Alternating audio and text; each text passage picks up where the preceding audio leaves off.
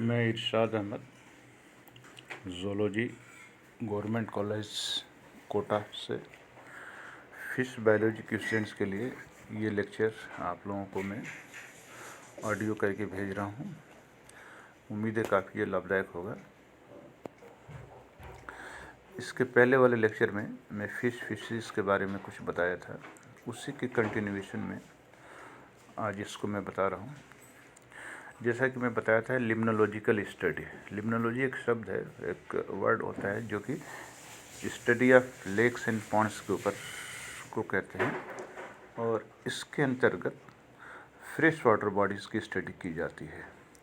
Fresh water में दो तरह के होते हैं, एक लोटिक वाटर, दूसरा लैंटिक वाटर। लोटिक वाटर जो होता है वो रिवर्स जो फ्लोइंग रिवर्स होते हैं, फ्लोइंग वाटर होते हैं, उनको लोटिक वाटर बोलते हैं। लैंटिक कहते हैं जो कि स्टेगनेंट होते हैं और इसके अंदर लेक्स एंड पॉन्ड्स आते हैं।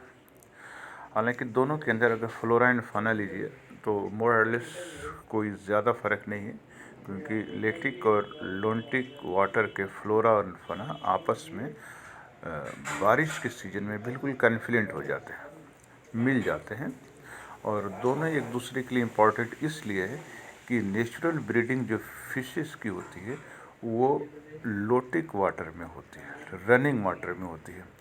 रनिंग वाटर में एक इनकी बिहेवियर है कि जब तक कि पानी का फ्लो नहीं होगा ये मछलियाँ स्पॉनिंग नहीं करेगी। वो इस बात को इंश्योर करना चाहती है कि पानी फ्लोइंग हो।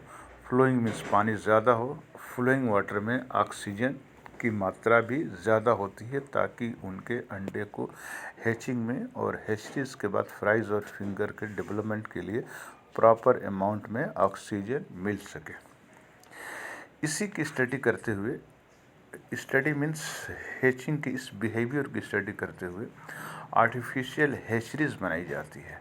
आर्टिफिशियल हैचरीज में यही करते हैं कि ब्रूडर को लेकर उनको इस तरीके से रखा जाता है, दो चार उनके अंदर टैंक बनाए जाते हैं और टैंक में ऊपर से पानी फ्लो कराया जाता है और एक आर्टिफिशियल रेन सिस्टम को या वाटर फ्लो सिस्टम को बनाया जाता है। इसके अंतर्गत ब्रूडर्स को डाल दिया जाता है, ऊपर से पानी का फ्लो होता है, और जब पानी का फ्लो होता है तो मछली इस चीज़ के ये समझती है कि ऊपर से बारिश हो रही है, पानी रनिंग वाटर है, ऑक्सीजन की मात्रा ज़्यादा है और वो स्पॉन कर जाती है। इसको आर्टिफिशियल ब्रीडिंग कहते हैं। जितने हैचरीज हैं स्टेट गवर्नमेंट के वो इस तरीके से ब्रूडर से हैचिंग या स्पॉनिंग के प्रोसेस कराते हैं। वहाँ से इन स्पॉन को कलेक्ट करके छोटे छोटे नर्सरीज में डाल देते हैं, वहाँ हैचरीज होती है, वहाँ से कलेक्ट करके फिर जहाँ तहाँ सप्लाई ज़रूरत होती है लोग इसको पालते हैं, और गांव में ख़ास तौर से इनको इनके सीड को, इनके बीज को, इनके फ्राइज़ को उस गांव में तालाब में डालने के लिए बेचा जाता है, और जो भी लोकल लोग इसको परचेज़ करते हैं उसको अपने यहाँ ले जाते हैं। अब इसमें एक सबसे अच्छी चीज़ है कि फिशरीज़ के अंदर ये ऐसा फिश एंड फिशरीज़ जो हम बात कर रहे हैं स्टडी के, वो अपने आप में एक बहुत अच्छा स्कोप है। स्कोप इन द सेंस गांव के जो बच्चे आते हैं पढ़ते हैं उनके अंदर जो मार्जिनल लैंड है, एक छोटी सी जगह में इसमें मैंने डायमेंशन दे रखा है कि जैसे 100 फीट लंबा हो, 40-50 फीट चौड़ा है, 10 फीट गहरा। अगर इस गड्ढे को, तालाब को खुदवा लिया जाए तो एक बहुत अच्छा बन जाता है फिश कल्चर के लिए। और एक बार उसको बारिश के पानी से भर दिया जाए और उसके अंदर फिशरी डिपार्टमेंट से सीड लाकर, सीड हमेशा याद रखना चाहिए कि इसके अंदर सीड के अंदर मछली के बच्चों को सीड कहते हैं, जो फ्राइज फिंगरलिंग्स है। इसके बारे में कभी और डिटेल बताऊंगा फ्राइज फिंगरलिंग्स क्या होते हैं। अगर उसके अंदर इनोकुलेट कर दिया जाता है, डाल दिया जाता है, तो करीब 5-6 महीने, साल भर के अंदर वो बहुत ही अच्छी तरीके से ग्रोथ करके एक फसल तैयार हो जाती है, और वो ऐसी फसल होती है कि that is rich in protein and in market that is sold like a hot cake की तरह मार्केट में बिक जाती है, क्योंकि इसकी डिमांड बहुत है। और जैसा आप लोग फिशेस के स्टूडेंट जानते हैं कि फ़िश एक बहुत अच्छी क्वालिटी के प्रोटीन होती है, वाइट प्रोटीन होती है, और यहाँ तक कि डॉक्टरों ने हार्ट के मरीज़ के लिए, हार्ट के पेशेंट के लिए फ़िश प्रोटीन को, फ़िश फैट को भी, फ़िश फैट उसको भी लोगों ने, डॉक्टर ने इसको रिकमेंड किया है। हालांकि इंडियन कल्चर में, इंडियन मिथिक्स में थोड़ा सा नॉन वेज लेने में लोग झिझकते हैं, लेकिन फिर भी लोग, जो लोग लेते हैं उनके लिए काफ़ी बेटर देन अदर मीट। दूसरी चीज़ है कि इसमें फ़िश कल्चर में अगर कोई आदमी गांव में इसको डेवलप करता है, कल्चर करता है, तो वो एक साथ मिक्स कल्चर भी कर सकता है। यह मिक्स कल्चर के तात्पर्य ये है कि तालाब के किनारे किनारे अगर हम कोई छोटा सा हट, झोपड़ी या इस तरह के शेड बनाकर हम कैटल मीन्स गाय, भैंस, एवं बकरी का भी उसमें पालन कर सकते हैं।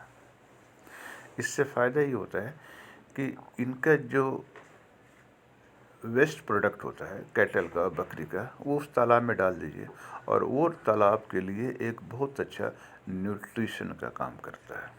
न्यूट्रिशन मीन्स उसकी वजह से उस तालाब में जू प्लैंक्टन, कुछ फाइटोप्लैंक्टन भी डेवलप हो जाते हैं, और ये जू और फाइटोप्लैंक्टन जो आप मछली डालते हैं उसके लिए एक भोजन का काम करते हैं। तो आपको अलग से कोई उसके अंदर सप्लीमेंट्री फीड डालने की आवश्यकता नहीं है। इस चीज़ का ध्यान रखना पड़ रहा है कि आदमी कोई फ़िश कल्चर गांव में करता है तो उस तालाब के अंदर कुछ न कुछ मछलियों को खाने के लिए डालना पड़ता है। मछलियाँ क्या खाती हैं? या तो फाइटोप्लैंक्टन खाती है, मैक्सिमम जू प्लैंक्टन खाती है, depends on the nature of the fish.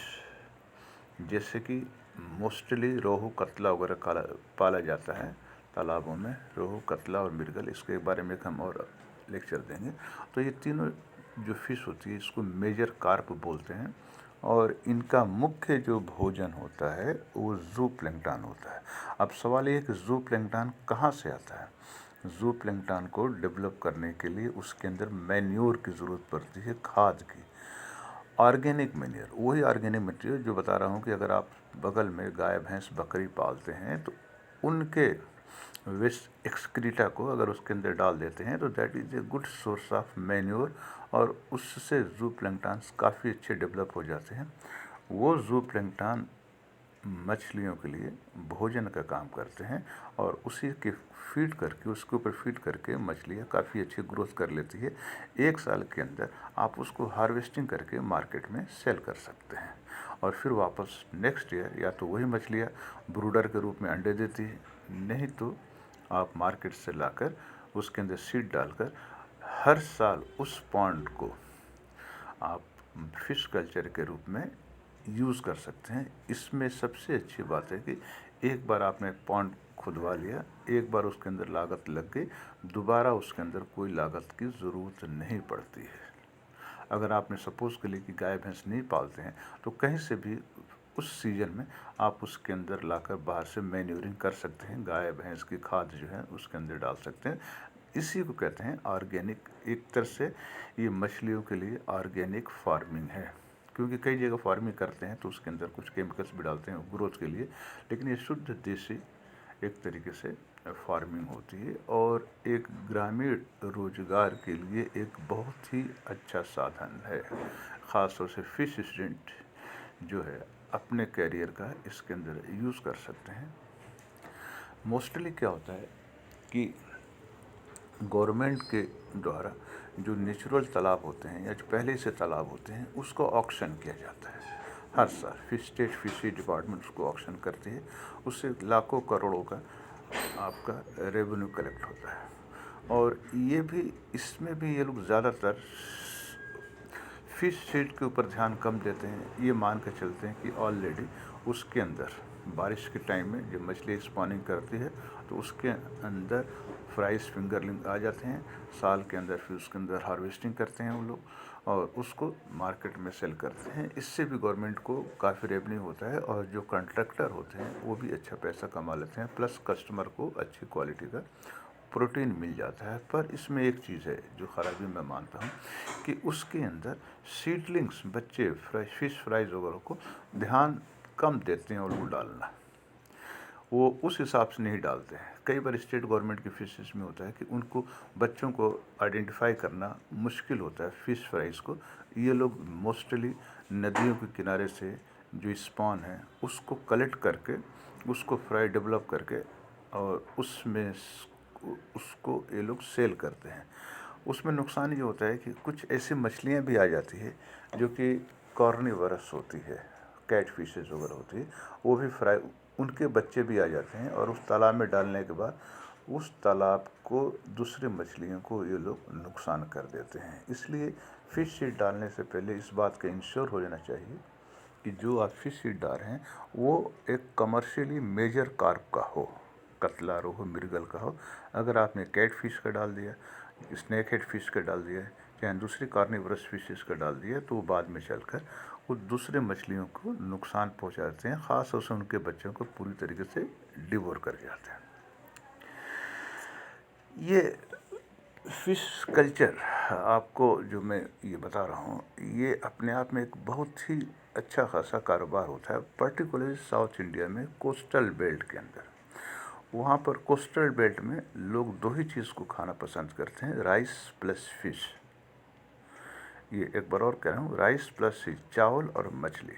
Bengal का एरिया और पूरा साउथ का कोस्टल एरिया और जो पेनिनसुला है दोनों तरफ, और उसके यहाँ पर रिच प्रोडक्शन होता है। सबसे ज़्यादा चावल साउथ में होता है, सबसे ज़्यादा फिश का कल्चर कैप्चर जो भी कह लीजिए वो साउथ में होता है, और दोनों का कम्बिनेशन होता है और वो लोग उसको एक स्टेपल डाइट के रूप में लेते हैं।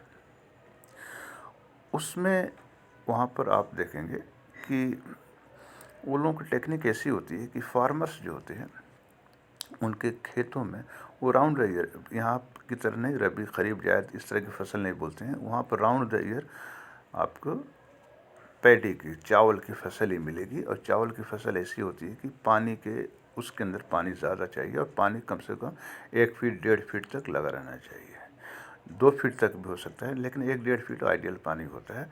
उस पानी में वो लोग वहाँ पर फिश कल्चर करते हैं। वहाँ पर कुछ फिश की ऐसी ऐसी वेराइटीज़ है, फिश तो अब नहीं कहेंगे, वहाँ पर प्रॉन कल्चर ज़्यादा करते हैं, प्रॉन पेडी कल्चर। और वो प्रॉन उस फिश के अंदर, क्योंकि उसको ज़्यादा डेप्थ की ज़रूरत नहीं पड़ती है और उसके अंदर कुछ आर्टिफिशियल भोजन भी डाला जाता है प्रॉन के अंदर। मैं आपको अलग अगले लेक्चर में बताऊंगा प्रॉन को किस तरीके से कल्चर किया जाता है। तो उसको पैटी के साथ साथ वो लोग एक साथ 2 क्रॉप, वेजिटेरियन क्रॉप भी कल्चर करते हैं और नॉन वेजिटेरियन क्रॉप भी एक साथ, दोनों क्रॉप को ये लोग यूज़ करते हैं, खुद खाते हैं और इसके अलावा प्राण का एक्सपोर्ट करते हैं, जो कि साउथ से एक बहुत ही अच्छा कारोबार होता है। और पूरे यूरोपियन कंट्रीज़ में साउथ के प्राण को यहाँ से एक्सपोर्ट किया जाता है। या फिर नॉर्थ इंडिया में भी जो भी प्राण आते हैं, कुछ यहाँ भी लोग उसके शौकीन खाते हैं, तो वहाँ से इसको एक्सपोर्ट करके या वहाँ से सप्लाई करके मंगाया जाता है।